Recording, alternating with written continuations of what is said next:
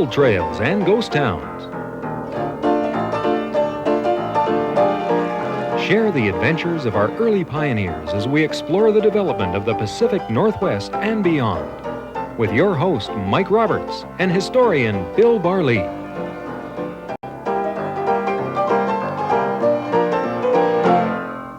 Well, welcome to Gold Trails and Ghost Towns. Mike Roberts and Bill Barlee with you for the next half hour, and I'm a fiend for boats, Bill. I mean, I just don't think enough has been said about boats, so you're going to help me out today. No, it's one of the subjects you never go tired of, really, Mike. When I think of boats, I think of the Fraser River, I think of the great rivers of British Columbia, and of course the Fraser is probably the unfettered river of the province. There's not much doubt about it. And it comes into its own in 1858 when there's gold discovered on the Fraser itself. And then, of course, the Sternwheelers start running on the Fraser, and then in 1861, gold is discovered in massive quantities in the Cariboo District, and it really leaps to the fore. And with that, of course, here's an example. Here's a photograph of the Cariboo District in about 1860s, and then we have a very, very nice print. A very nice print, Hole for the Fraser. Now, this was taken from a publication in San Francisco. San Francisco, yeah. Now, obviously, and the guy who did the cartooning or the etching knew how to spell Fraser, but the guy who put in the subtitle did not. Yeah, the first maps indicate Fraser with a Z or with an S. Look at the throngs of people that he's making an editorial statement there, but that's what happened. Hundreds of boats left San Francisco and poured into not the Fraser River, first of all, but other spots. They poured into 3 different areas in British Columbia, and certainly they poured into Yale, which is really quite spectacular. And here's an old shot of Front Street in Yale. The Branch Saloon is there. This is an 1860 shot, and it shows the definition of Yale and how it looked when the first guy walked up off the Sternwheelers at Sternwheeler Landing and walked right up onto Front Street in Yale, and it's really quite magnificent. It is, and it's so electrically clear. I mean, the detail is wonderful. Yeah. And there is the country. He's about to embark on the greatest adventure of his life. Sure, and here's another shot of Yale, just very, and indicates Front Street with a longer view of Yale itself. Look at, there's freight wagons there. There's these clapboard buildings have just been put up, and all of that building material, where did it come from? Did they saw it on site, or did it come up in these Sternwheelers? Actually, they saw it on site. They had several sawmills very close to Yale. So that was the end of navigation, really. It was the head of the canyon, or the bottom of the canyon. Things got kind of sticky at that point. I mean, the Fraser Canyon and navigating it was a bit ahead. Sure. But Victoria was also, and New Westminster were also figured highly in this. Yeah, well, New Westminster, you can see several shots here, and the Steamboat Exchange. Steamboat Exchange, that's probably 1870s, Mike, and that gives an indication of, and probably a Sternwheeler captain there. Some of them wore uniforms, some did not. What did a Steamboat Exchange do? What was well, that that'd building? Be a saloon. It was a saloon. For sure. Oh, for sure. I'm see. Okay, it takes me a little while to catch on. And here's a dock, tides out. Looks like a dugout canoe, sort of lying in there. But that's a dock in New Westminster. Yes, it is. Yeah, that's an early shot of New Westminster. Probably 1870s again, Mike. And look at all that wood stacked there. That's cordwood for the Sternwheelers. For the Sternwheelers to use. They had to feed the. And that's Columbia Street. It considerably changed from today, and probably about 1870s again. Very remarkable photograph, because there's no distortion of the photographs when they use a glass plate. That is Columbia Street. It's right down. Look at, you can picture that, and there's looking across the Fraser. Yeah, very early shot. Probably 1864. I think that came out of a shot that was put in one of the American magazines, probably Harper's. And that's an early shot, very early of New Westminster. As it looked, when you were on a Sternwheeler, that's what you saw in New Westminster. And that's why, I mean, the size of that community is why New Westminster wanted to be the capital of British Columbia. And was for a brief period of time. And was for a brief period of time. And we mentioned Victoria, too. Sure. Victoria, although it was on the island, was it the first place people stopped? Oh, yeah, sure it was. I mean, Victoria became a fort. Was that a government regulation that they stopped there before they go to New Westminster? No, but it was the logical place to stop, because most of those Sternwheelers came up from San Francisco and Sacramento and all down the coast and Portland and so on. So they stopped at Victoria. There was a fort there. The Hudson's Bay Company was in charge. There's the original bastion. That's probably, again, in the 1860s, 1870s, and gives you an idea of the crudeness of that first fort that was built by Douglas in Victoria. Yeah, it's just something, and it looks like a snow fence more than a palisade across the front. and there's downtown. What street do you figure that is? I think that's Johnson Street. It could be Douglas Street too, and I'm having a tough time tracking that in my mind, Mike, but it's either Johnson or Douglas. Not much doubt that it's one of the two. So if a viewer happens to know whether the Birmingham House and Murray's or the Scotch House, what street they were on. Well, we know that Daly took that photograph because Daly photographers, you can see it right in the photograph. So these are your three major, now there are a lot of other stopping points in between, but it was certainly Yale, certainly New Westminster, and then Victoria. All right. And the Sternwheeler era begins then. All right. Sternwheelers are what we're talking about on the Fraser. We'll come back to that right after this break. Don't go away.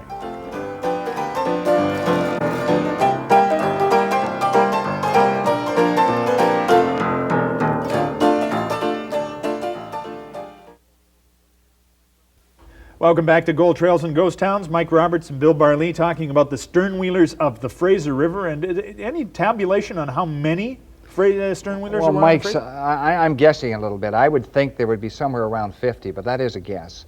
I know that the Sternwheelers lasted. Some of them blew up, some of them were lost, some of them were transferred to the Skeena and other areas in British Columbia.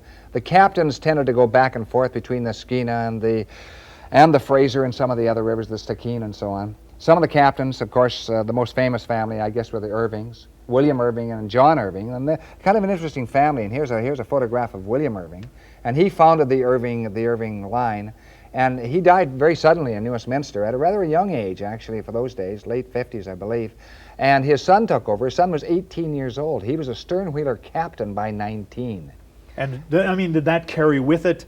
I mean, obviously you're only as good as your survival rate. Did he turn out to be good? Was perhaps the most interesting of the captains outside of Billy Moore, which we'll discuss very briefly, and have discussed before. He was a two-fisted fighter, a two-handed drinker, and an open-handed benefactor. Now that's kind of unusual. And he spent his last days actually traveling the CPR ships because that was the only way he could survive. And died actually penniless with 1,000 friends and no money at all. So he lost the fortune, lost the family fortune, and didn't last.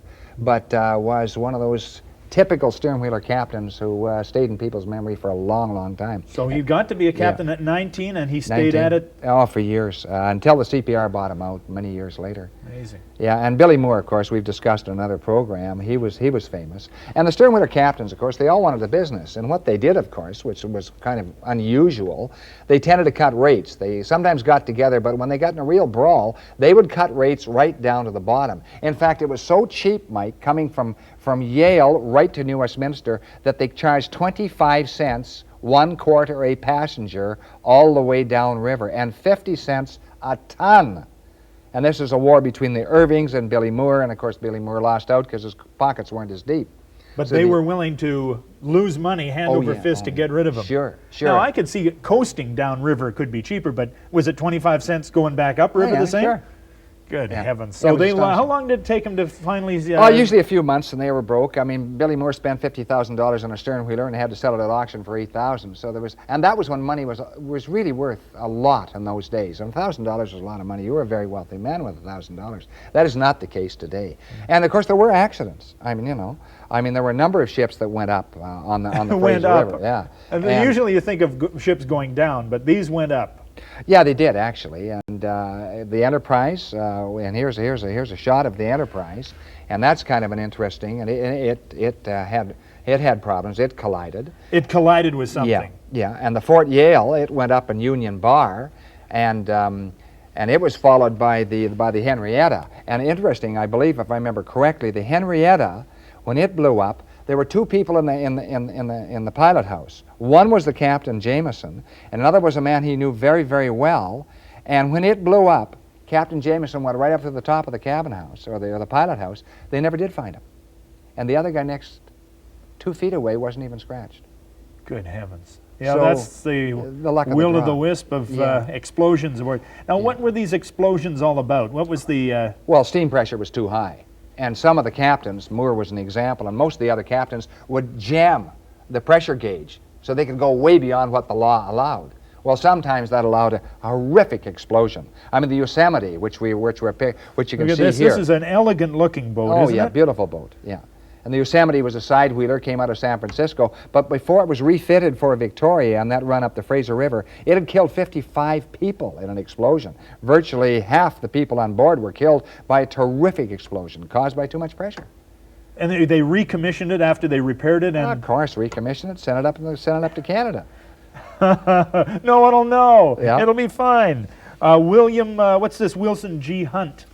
Well, the Wilson G. Hunt was also one of the Sternwheelers. That's a side-wheeler that came onto the Fraser. And there were a number of these boats that came onto the Fraser that had accidents, sometimes within a week of each other. I think the Royal City went up one week and killed 4 people. The next week, the Ramona blew up and killed 2 more people. So it was not unusual. You took your chances when you walked onto a sternwheeler and you examined the captain very, very closely. In fact, it became so dangerous some of the times, one of the engineers jumped right overboard into the Fraser River because he felt the steam pressure was too high and it was going to blow up, and he'd rather jump in the river than get blown up with a boat. As it happened, they had to turn around and pick him up, and they lowered the pressure, and he was all right. Now, I mean, why did they hammer the steam? Was there that much pressure to, I mean, was there that much urgency to get from A to B with the most passengers? Well, quite was it often. just pride? Yeah, of course it was pride. They were racing each other quite often. They didn't do it on the inland lakes as much, but on the rivers, there was a real rivalry between the captains. I don't care whether it's a Skeena or the Stickeen or the Fraser. They had a real thing about it. They wanted to beat the other captain, and virtually no holds barred at all, Mike. So the second guy into port was plain ugly loser. That's right, he and was. There was everything to be gained by being the first. And the other captain didn't let him forget it. Now, you've got a kind of a superstitious story of a man who's master of his ship. Yeah, well, all the captains were superstitious, but certainly I think William Irving was one of the most superstitious of all.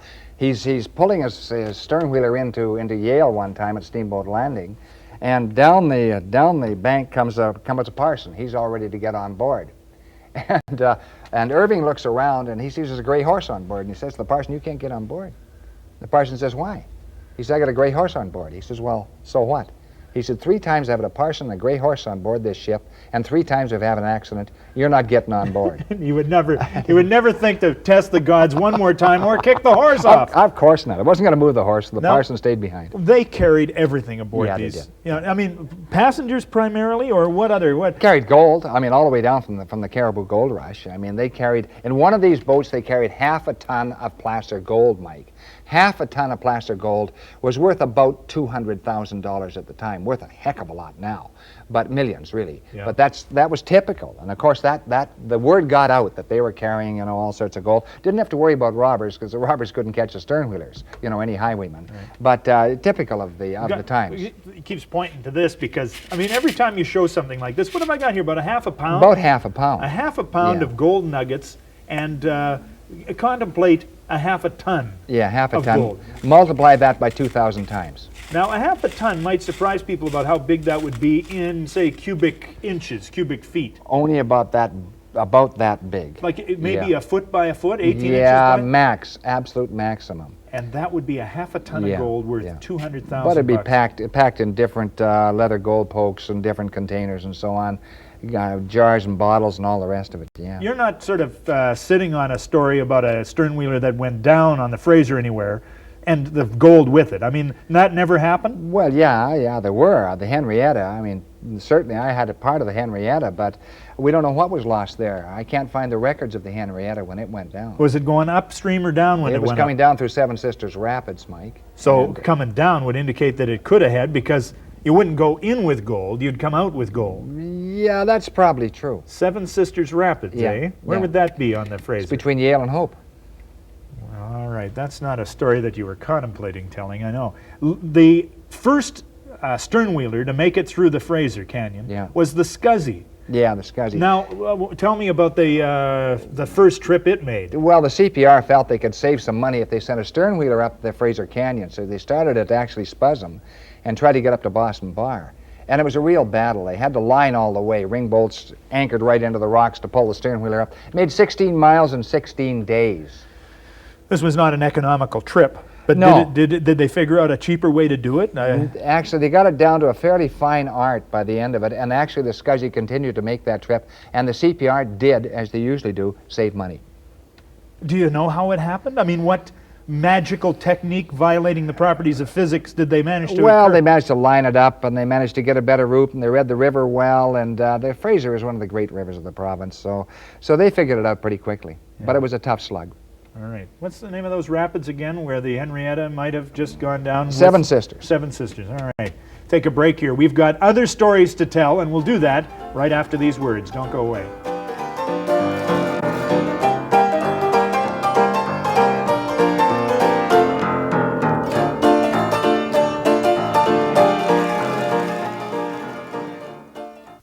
Welcome back to Gold Trails and Ghost Towns. Mike Roberts and Bill Barley, and we're talking about the Sternwheelers of the Fraser River and all of the things that go along with that. When we've done shows about trains, there were excursion trains. Sure. People went out on them just to be aboard a train. Of course. Excursions aboard Sternwheelers seem to me, telling me what you have about their exploding capabilities, sort of a dangerous adventure. Well, but they didn't really press their luck when they had a lot of people on board. Yeah. When there was an excursion, usually they weren't racing. People were out to enjoy the river, listen to the paddle wheels hit the water, and kind of a nice way to spend a Sunday afternoon. And look at them out, they're all on board there, all in their finery. Yeah, just off New Westminster for sure. Yeah. Now, what is the connection? Because you've got a bunch of fire photographs here. What is the connection between fires and Sternwheelers, say in Yale? Well, in Yale, it may have been started by a Sternwheeler. In New Westminster, it certainly was, almost definitely. And in Yale, in 1881, all of Front Street burned. And here's an example of the devastation caused by a fire in Yale. May or may not have been a spark from a Sternwheeler, but certainly it was in some of the other fires. And this shows what happened. Yale never did recover from that, Mike. They were building the CPR down through the canyon. This is 1881. And of course, the CPR was essentially to spell, it was the death knell of the Sternwheelers on the Fraser. Not immediately. There was a slow decline in the number of Sternwheelers on the river. But this is what happened in Yale, but it was a pale comparison to what happened in New Westminster. Oh, yeah, there's the before shot in New Westminster. That is Columbia Street in all its glory. Yeah, that's before 1898, prior to the fire. Yeah, and a burgeoning community. Look at those stores, substantial four-story stores in some cases. Yeah, a very, very, very wealthy city in 1898. And what happened, of course, one of the Sternwheelers pulled into the Sternwheeler landing down in New Westminster, and it started a spark that they couldn't put out, and before long, that's what you had after the fire stopped in New Westminster. Now that was a conflagration of immense proportions. Yeah, it was the biggest fire in British Columbia by far, Mike. It cost about $2.5 million in 1898. That would be over about 100 to 150 million today. It wiped out 100 acres of New Westminster. And these next four photographs show you an example of what it did to New Westminster. It was just it was complete fire. It just leveled everything in its path. Did this help in Victoria's cause of being, did this fire come at a pivotal moment? Did they have to sort of get away from their plea to become the capital and start rebuilding or something? Well, not really. I mean, they weren't the capital by that time, and Vancouver had really outstripped New Westminster. But these photographs give you an example of what happened. Picture after picture after picture of the devastation of New Westminster in 1898. And sometimes you get the odd memento that's left here and there. Well, these are a couple of coins that were picked out of Yale, as a matter of fact. And this one is that's a Canadian $50, fire blackened. Yep. Who did the picking out? That's the kind of story you like to have associated with a coin. One of those I purchased from August Sinclair Milliken, who was an old-timer in Yale, and he got that on Front Street in Yale. That was the American one, 1858 at the height of the gold rush on the Fraser. Yeah. And the other one's 1881 when the fire occurred.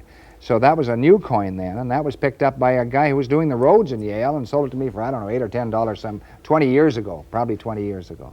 Well, that was quite a bit then. I mean, that's when you have, what do you call that, when you have the story behind the artifact? That's the provenance of the artifact. Documentation is what it really is, but it's called provenance in archaeological circles. A lot of guys have coin blackening equipment at home just so they can say, now that one was hauled out of the Great Fire of 42. Yeah, it's done. You got to watch your coin buyers and your coin sellers. And you figure this is the legitimate story because you knew the guy? Yeah, I knew the guy, and the scratches are still on it from where the grader hit the road and turfed over the coin and so on.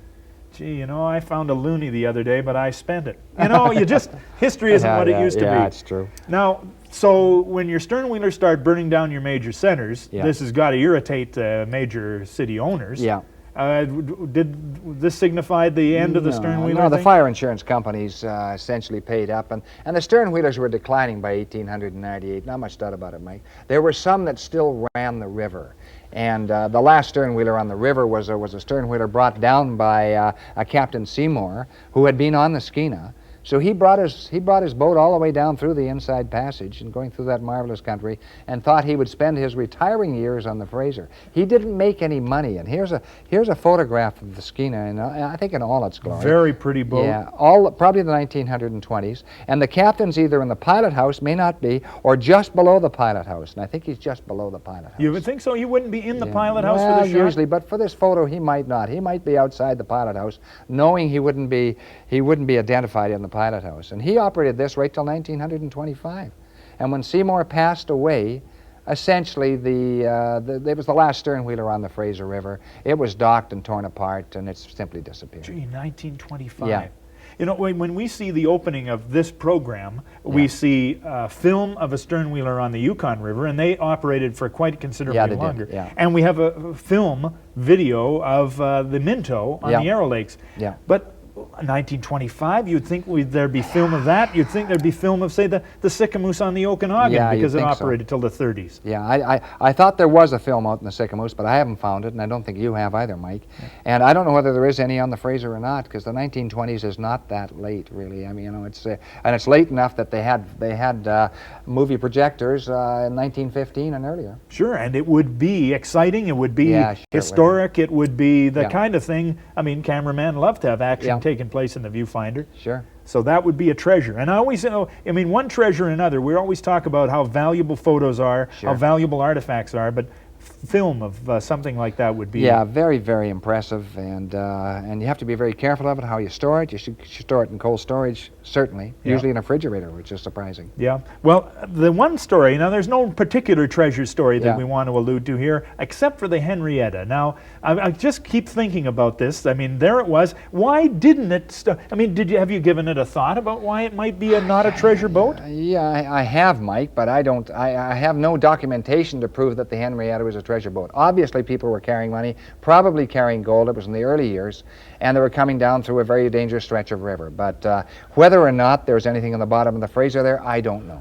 There you go. I've got a couple of things to talk about here. Look at this beautiful little piece of work, and of course, archivists will go crazy because I'm handling it with my fingers. Yes. But this is a first day cover from the Wells Fargo Company. Yeah. Now, what impressed you about this, first of all, that you would want to buy? Well, a couple of things there. It's sent to the Hudson's Bay Company, so obviously it went to Victoria, and it's early. It has a double imprint from the Wells Fargo Company, and on the bottom it has NWA, Northwest America. Doesn't have Canada at all. So that pretty well dates it. It's probably 1860s. British Columbia was not part of Canada till 1871. So this is very rare, very tough to get, and people should be very, very careful if they have one of these. Some of them are worth, that's probably only worth a few $100s. Some of them are worth several $1,000s, Mike. Sounds interesting, but we'll have to tell that another time. Gold Trails and Ghost Towns back next week. We'll see you then.